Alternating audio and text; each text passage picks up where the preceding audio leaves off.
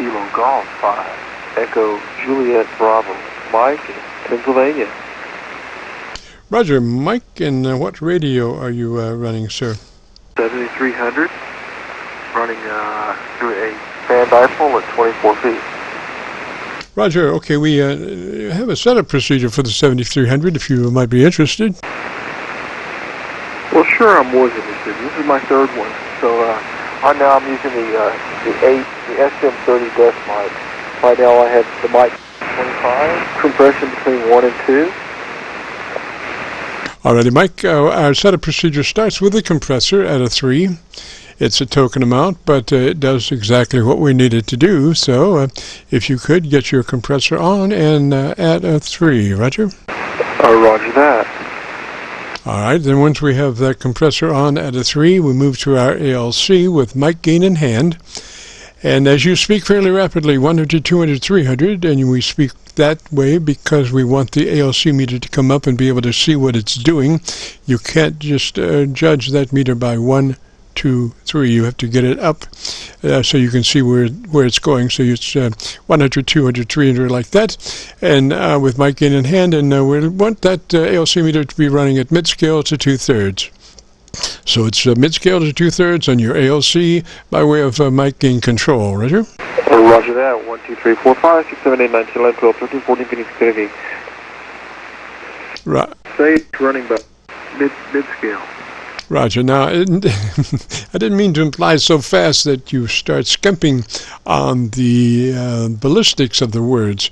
You want, the words to be full, like you would be speaking, just a little quicker rate, but still the same force that your regular voice would be. So it'd be 100, 200, 300 like that, and then you can adjust that for mid-scale to 2/3. Roger? Roger that. Well, I have 7 dogs, and they're very fine dogs. Black dogs, red dogs, and black dogs. I have Great Dane, I have Dick Dachshunds, and German Shepherds. Roger. So it looked at like you were right at mid-scale to 2/3. Roger? Roger that. All right, then move to your EQ, and we want to crank in a little more top-end EQ. So do you know how to get to your equalization page? Roger that. All right. Why don't you tell me what the settings are at the moment?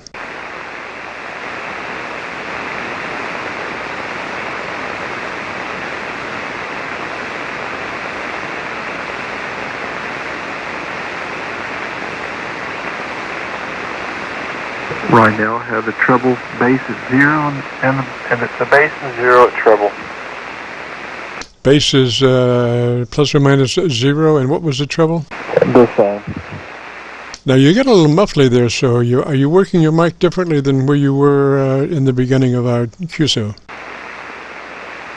I'm about 3 inches away from the mic. Alrighty. And what was your treble EQ? 0. Alright, why don't you move that treble EQ up to about a 4. 4 clicks plus from where you are.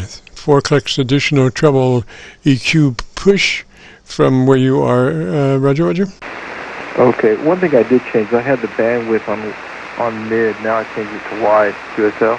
Yes, sir, yeah. You want to always run that 7300 in the 100 to 2900 mode. It should be outlawed, it should be a sin to run that radio in anything other than 100 to 2900, Roger? Roger. Yeah, but I understand that it's, when you're doing long-term DX, long scale, it helps punch through sometimes, QSL. No. See, what happens is when you start into those lesser band passes, you start rolling off the top end of your audio. And what happens there is your intelligibility. There goes the neighborhood. You want to be not only heard but understood. Articulation occurs in the upper audio spectrum, and so that's why it's important to run that radio 100 to 2900 all the time. Now you can mess with the EQ if you want to, but you don't want to start losing your top end. Roger. Roger. Now I'm at 3 on the treble. Alrighty, why don't you give me about 10 seconds and tell me about your antenna system? Well, it's an alpha fan dipole. It's cut for 80. 40 and 10. I think it resonates on 20 and 15 QSL. Roger, Roger. Okay, now there's something that we do from time to time, and it's all about acquainting yourself with your modulation and being able to see your actual what's going on with your audio as you speak. And that is, well, you can do it in 2 or 3 different modes, but like maybe power out mode, and just look at that as you speak. And now the idea, is to keep that audio up. So you keep your fatness of the signal, and so part of that is the tempo of the voice, but also it is the way you work the microphone and becoming cognizant of how modulation is affected by the way you speak. So if you're looking at your voice as you speak on a meter, it helps you to think about what you're doing, or what you're not necessarily what you're saying, but the way you're saying it. Roger? Oh, Roger. So we suggest that from time to time you just put your radio on, say, a power out, and watch that meter as you speak, and you be pretty soon speaking it maybe a little bit differently to keep that meter up. Roger. Roger. And so also we got a really good copy on you, so why don't we get a little bit more recorded here? Why don't you tell me in 10, 15, 20 seconds about what you like best about your 7300? Well, like I said, this is my third 7300. I got my first one back in 2015, and in a temporary QTH down in South Texas. And then I retired and went down to South America, where I had foreign call sign for 9 years. It was Hotel Kilo 3, Echo Juliet Bravo. And there I did a lot of DX on a vertical.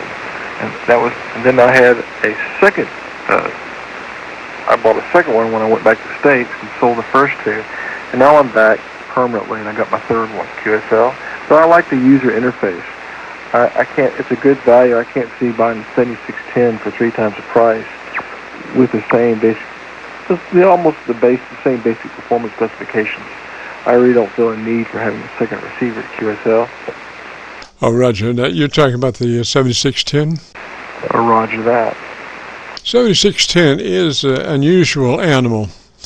It has a circuit in it. You get it through, oh gosh, I forget what it is, but it's the drive. And have you ever had experience with a 7610 drive? I have no experience with a 7610.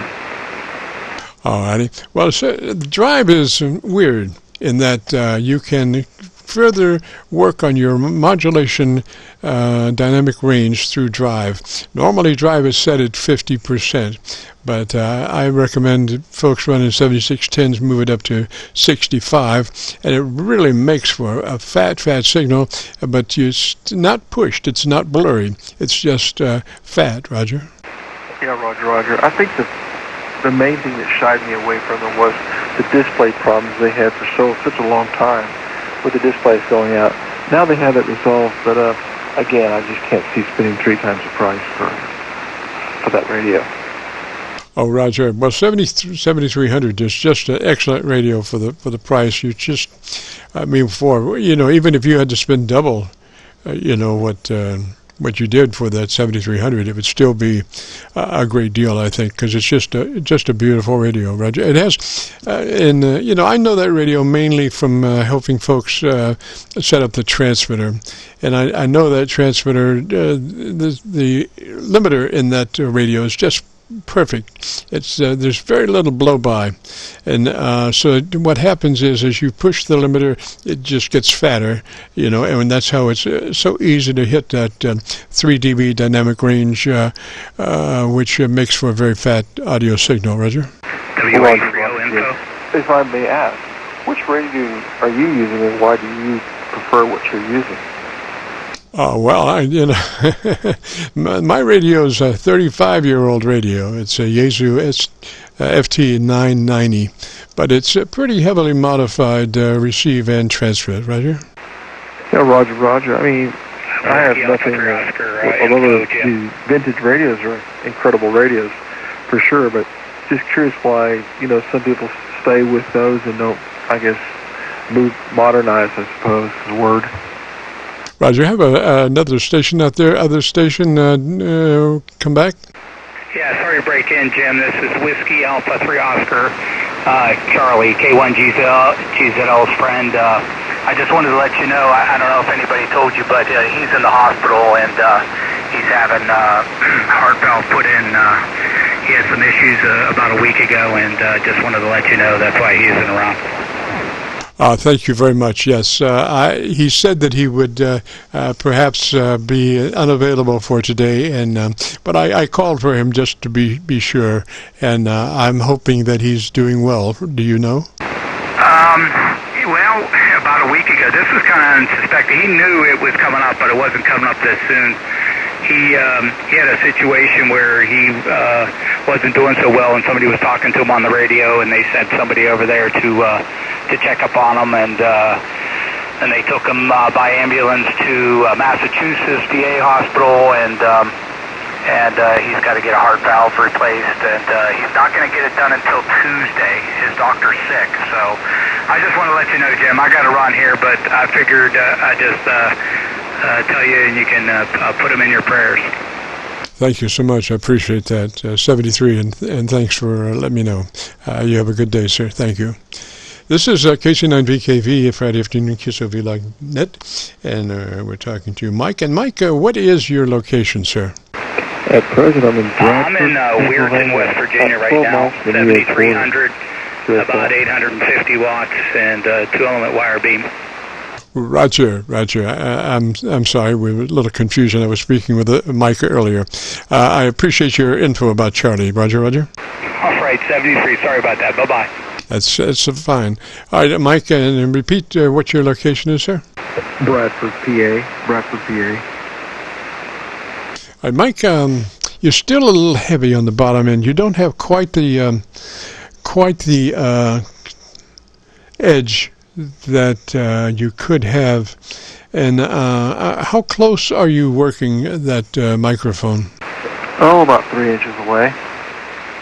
Yeah, that's pretty good. Maybe go ahead. You have 2 clicks left on your treble EQ? 1. Sorry, Mike, you have 2 clicks left on your treble EQ? Roger. Is that better? Yeah, why don't you go ahead and put that on up to a +5 treble EQ boost? I have a +4. Yeah, go ahead to 5. Roger, +5. Alrighty, and let me see here. Tell me something about, I don't know, for about 10 seconds or 15 seconds. Let me listen to your audio again. Well, okay. Living in Columbia is a crazy place to get a ham radio license. The tests are crazy. For instance, you get your ham license down there, and most of it's about the country, the flowers, the fauna, the people, the presidents. Very little is about ham radio, the regulations and rules. So it's a crazy place, QSL. Roger. Now, what is your mic gain setting, just out of curiosity? 26%. All right, move that up to 30 and let me hear you.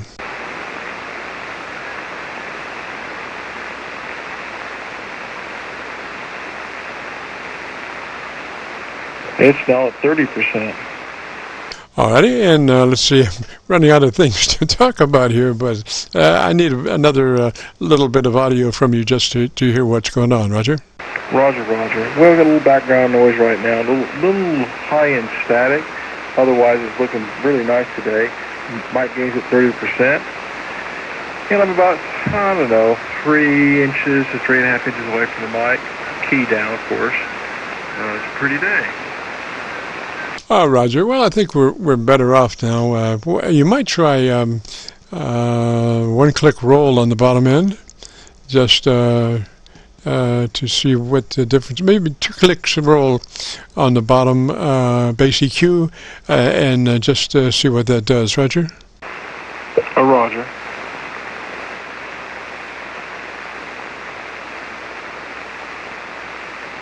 Ma'am. Alrighty, if you've got your bottom end rolled 2 clicks from where it was, let me hear you for about 10 seconds. 10, 9, 8. Mike in Bradford, PA, running an ICOM 7300 with an external speaker, NHT, that provides nice sound quality. Right now I'm using this switching power supply. This is what we're using today, QSL. Roger that. Yeah. Okay. That's got a little more edge to it, and so I think you should roll that way. And if you would be interested in hearing your audio, you could go to YouTube and do a call letter search for KC9VKV. That's Kilo Charlie 9 Victor Kilo Victor, followed by today's date 9/3/21, and that will take you to this recording. Roger. Roger, Roger. I will do that right now. Thank you very much. Well, let me let you cast the net and catch some more people out there to improve the fidelity of the ham world. QSL? Roger. Put so succinctly. Thank you. And it'll give us a couple of days to get that uploaded to YouTube. We say 48 hours. Many times we do it like Saturday morning, so it's less than 24. But, we just, in case we get really busy, we want to be able to meet our deadline. So we say 48 hours. But anyway, 73 there, Mike. You have a good afternoon, a beautiful weekend. Thanks for dropping by. And if you get a chance, join us next Friday. This is the Friday afternoon Qso-Vlog net. If you have a radio you want to check out, give me a shout.